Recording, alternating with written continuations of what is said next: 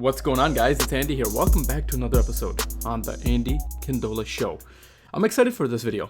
We got our portfolio sitting at the highest I've had this portfolio at. The current value in our bucket list portfolio is sitting at $141,000. I'm going to share with you guys some major changes that I made in my portfolio and how I go about picking growth stocks. We're going to go through a real example in regards to everything that I look for when I go ahead and decide what stock or what new stock I want to go ahead and add in my portfolio, plus all the different websites that I go ahead and use and some of the behind the scenes research.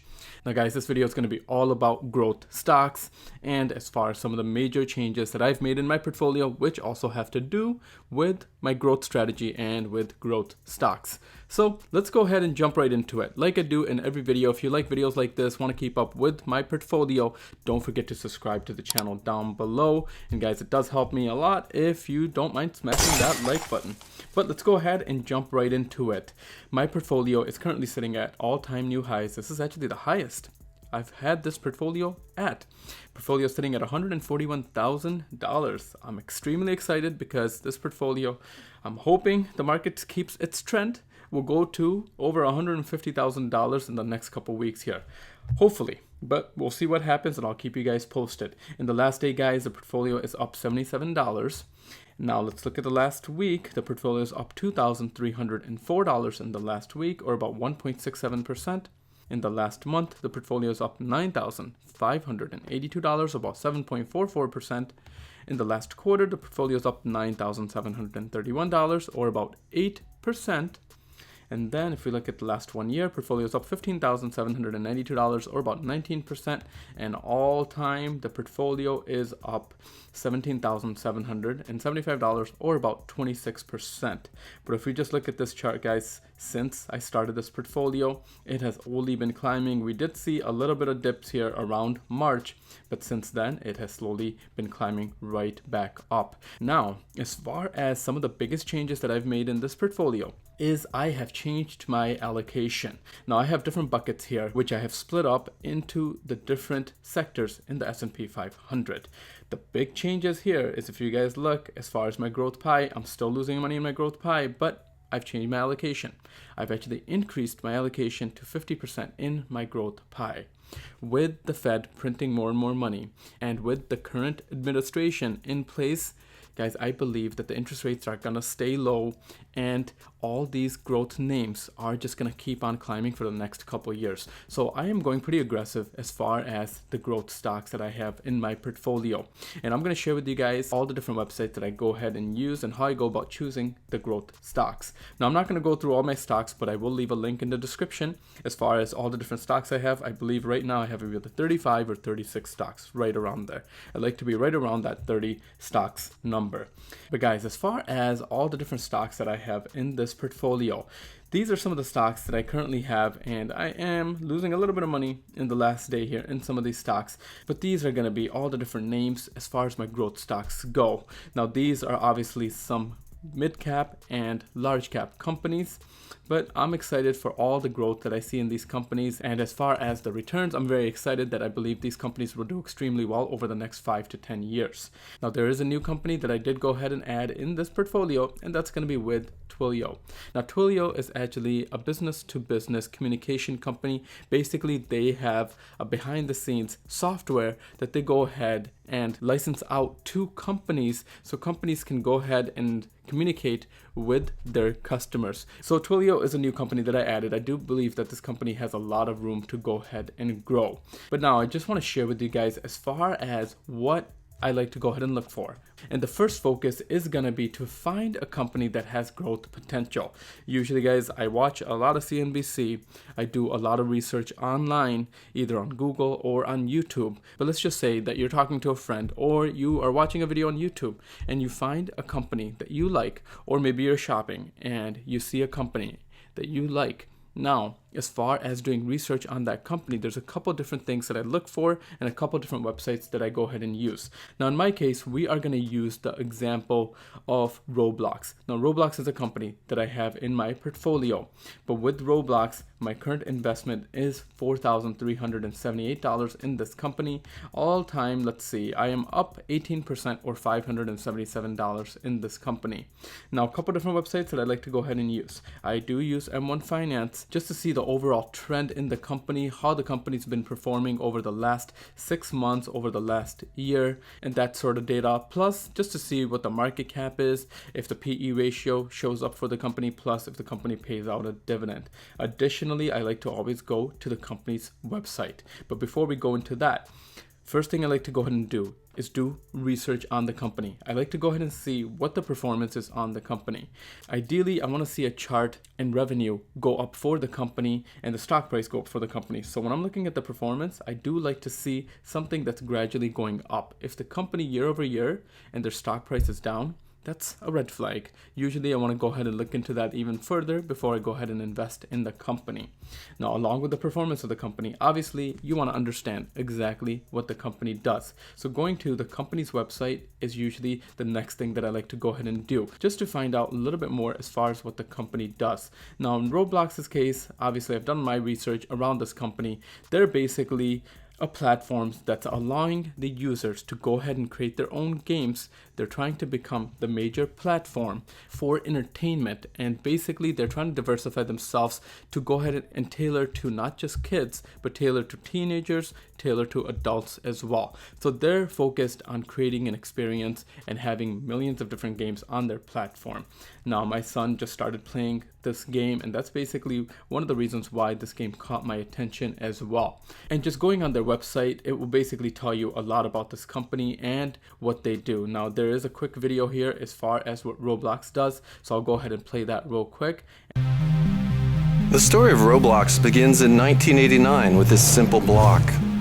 We programmed a 2D simulated physics lab called Interactive Physics, which would later go on to influence our approach to building the groundwork for Roblox.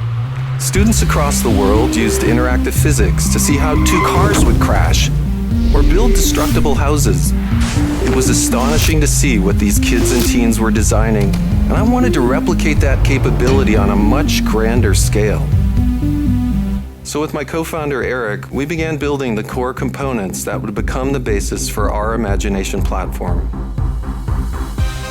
Roblox quickly began bringing the world together through the power of play, harnessing players and creators of different ages and backgrounds from all around the world, connected by shared experiences.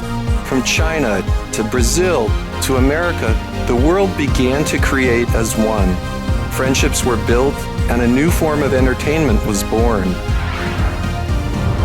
The Roblox world is growing faster than ever before. Creators are creating new genres, deeper narratives, and more diverse experiences that are opening up entertainment paths into worlds of play never thought possible. We're enabling the creation of more human forms that allow for greater self-expression, unleashing the limits of the imagination to enable anyone to be who they want to be. We're building a platform for a new generation, one that enables people to create and share experiences through play. Together, we are the architects of play.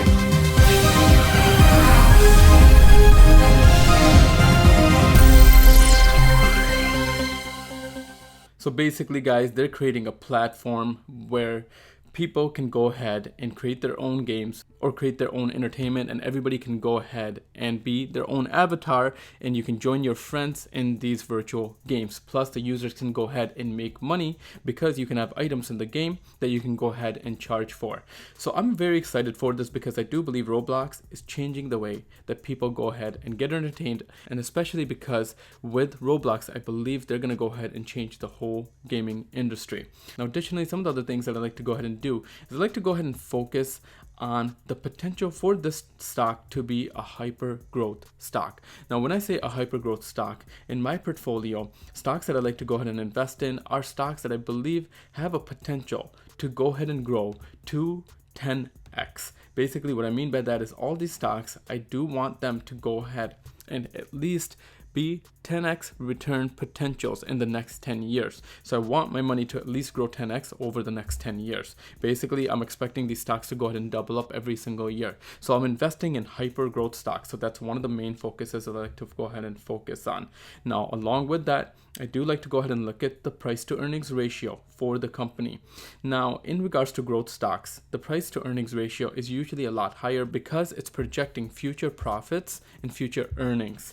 Now, in regards to Roblox, they're actually trading at a forward PE ratio of 95, which is actually a bit rich, but I do believe with the potential for this company to go ahead and increase their revenue and their bottom line numbers because they're an aggressive hyper growth company, that this is still currently not a bad buy. Now, I would like to ideally see this number under 60% if I'm going to go ahead and load up on this company pretty aggressively, but if it's a long-term company, then the price to earnings ratio short-term doesn't matter necessarily as much. But the thing that does matter a bit more is the actual revenues of the company. So I'd like to go ahead and see, is the company actually growing? And what exactly is the company doing with their money? But if we look here, guys, the total revenue is something that you can see right on the income statement. But as far as the total revenue goes, this is really, really nice. For Roblox, December 2018, their revenues were 325 million. Then they went to 508 million. Then they went to $923 million in December 2020. And guys, this year they're projected to have $1.1 trillion in revenue. Now, Roblox has been reinvesting a lot of their money. So as far as their growth profits go, their growth profits are showing that they're a little bit lower this year. That's because they're basically trying to simplify their platform, and they're using a lot of that money to bring on new users to their platform and basically make this platform bigger and bigger. So the revenue line, I do like to go ahead and look at. I do like to go ahead and look at the gross profit, as well as I like to go ahead and look at the net income. So these are some of the things that I like to go ahead and focus on when I'm looking at some of the financial data on the company. Now, additionally, a couple of the things that I like to go ahead and focus on is what exactly is the CEO's vision. I like CEOs that are really narrowed and focused on the growth of the company, and basically CEOs that were the founders of the company. So this is something that I definitely like to go ahead and do a little bit more research on, just to find out what's the CEO's vision and making sure that I believe in the leadership of this company, because at the end of the day, I want to understand that this company does have future growth potential. Now, some of the other catalysts that I do go ahead and look for is a company that's basically looking to disrupt the industry. With Roblox, we already know that they are looking to go ahead and disrupt the whole gaming industry and basically trying to become one of the main platforms for entertainment. So that is something that I do like to go ahead and see. With them, they have over 8 million users with 20 million experiences and over 30 billion hours engaged since 2008. Plus, their developers have earned over $329 million. Guys, I can tell you it's so much easier to create a game with Roblox. There's actually tutorials right on YouTube on how to go ahead and create your own game with Roblox. So they're really trying to engage with the consumer. They're trying to get more and more people on their platforms and more developers. But unlike some of their competition, where you need to have a degree just to go ahead and create a game, with Roblox, you can watch videos on YouTube and simply go ahead and create your own game. So they're trying to make it even simpler to go ahead and create your own games. Now, lastly, guys, when I'm about to go ahead and start a position in my portfolio, I usually like to start a very small position. Usually it's around 2 to 3% in my portfolio, similar to some of the stocks here, where I start a small position in my portfolio, and then as I go ahead and build more conviction, like my conviction on Tesla is huge. That's why the stock is 38% of my overall portfolio.